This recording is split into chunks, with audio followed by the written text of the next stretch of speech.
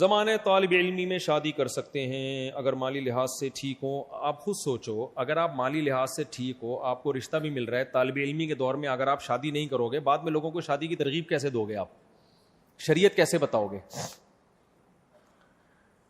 جب آپ شریعت بتاؤ گے کہ نبی نے فرمایا یا معشر الشباب من استطاع منکم الباءۃ, حدیث میں آتا ہے کہ جو نکاح کی طاقت رکھتا ہے وہ نکاح کر لے. جب آپ یہ حدیث سناؤ گے تو لوگ آپ سے پوچھیں گے اچھا جب آپ میں نکاح کی طاقت تھی آپ نے کر لیا تھا یا دورہ تک ڈیلے کیا تھا؟ آپ کہو گے ڈیلے کیا تھا. کہا پھر ہم بھی ڈیلے کر رہے ہیں, پھر آپ یہ زیادہ ہمارے ساتھ فنٹر بننے کی ضرورت نہیں ہے. تو جب خود عمل نہیں کر رہے تو دوسروں کو کیسے عمل کراؤ گے؟ دیکھو میں اس کی ایک مثال دیتا ہوں. ہمارے ہاں طلبہ کیا کرتے ہیں, قرآن و سنت پڑھتے ہیں اس نیت سے کہ ہمیں قرآن سمجھ میں آ جائے, حدیث سمجھ میں آ جائے. بھائی عمل کی نیت سے پڑھو.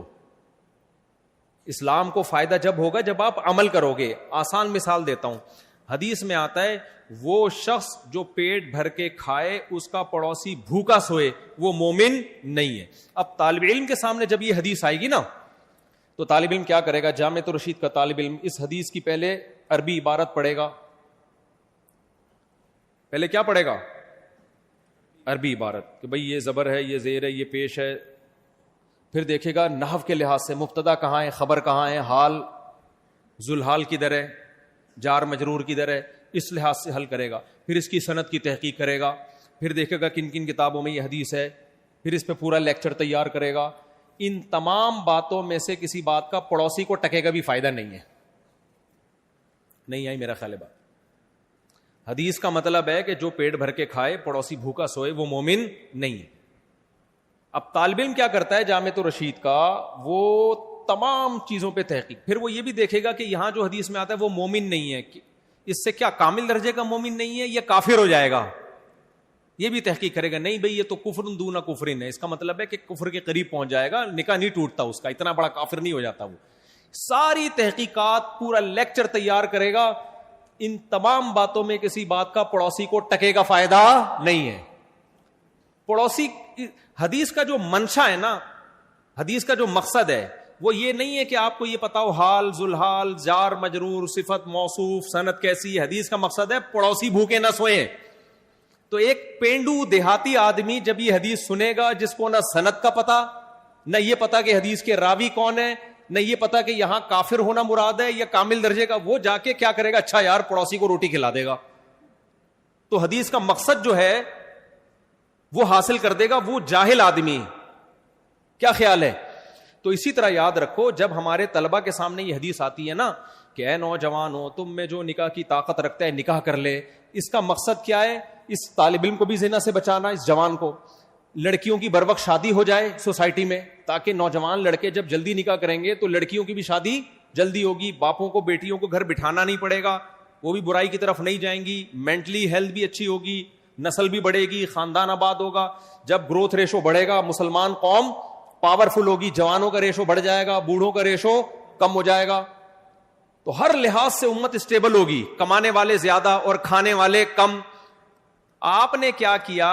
ایک عامی آدمی کو جب ہم یہ حدیث سناتے ہیں, وہ غریب آدمی رکشا چلاتا ہوگا, وہ اپنے بیٹے کی شادی کر دیتا ہے کہ کوئی بات نہیں, اس کو وہ فائدے حاصل ہو جاتے ہیں, ان کی بچیاں بھی نبڑ جاتی ہیں ان کے خاندانوں کی. لیکن جب جامعۃ الرشید کے طالب علم کے سامنے یہ حدیث آئے گی تو کہے گا یہ حدیث بخاری میں بھی ہے, مسلم میں بھی ہے, تو پہلے تو یہ متفقن علیہ حدیث ہے. امتحان میں اگر آ گیا کہ یہ حدیث کہاں کہاں ہے تو میں بتا دوں گا بخاری میں بھی ہے اور مسلم میں بھی, متفقن علیہ حدیث ہے. امتحان میں دوسرا سوال آئے گا اس حدیث کے راوی کون ہے, تو یہ سوال کا جواب بھی عبداللہ بن مسعود رضی اللہ تعالیٰ عنہ حدیث کے راوی ہیں. نمبر 3 امتحان میں تیسرا سوال آئے گا من استطاع منکم الباءۃ, جو تم میں باء کی طاقت رکھتا ہے, باء کا مطلب کیا ہے تو وہ بھی بتا دے گا. استطاعت کا مطلب کیا ہے اس پہ بھی پورا لیکچر لکھ دے گا. شباب کسے کہتے ہیں بھئی؟ معاشر الشباب. حدیث میں آتا ہے اے نوجوانوں, نوجوانی کی عمر کب سے کب تک شروع ہوتی ہے؟ تو ابن حجر رحمۃ اللہ علیہ کی فتح الباری دیکھے گا, پورے شباب پہ پورا لیکچر تیار کر لے گا. کم بخت کرے گا وہی بڈھا ہو کے شادی, جس سے اس کے خاندان کی لڑکیاں کا بیڑا غرق. اب جتنے طلباء جو دیر سے شادی کر رہے ہیں ان کے خاندانوں کی لڑکیاں بھی دیر سے شادی پر مجبور ہو رہی ہیں کہ نہیں ہو رہی؟ پھر ان لڑکیوں کے باپوں کی بوجھ بڑھ رہا ہے کہ نہیں بڑھ رہا؟ وہ بھی پریشان ہے ہماری بیٹیوں کے لیے رشتے نہیں ہیں.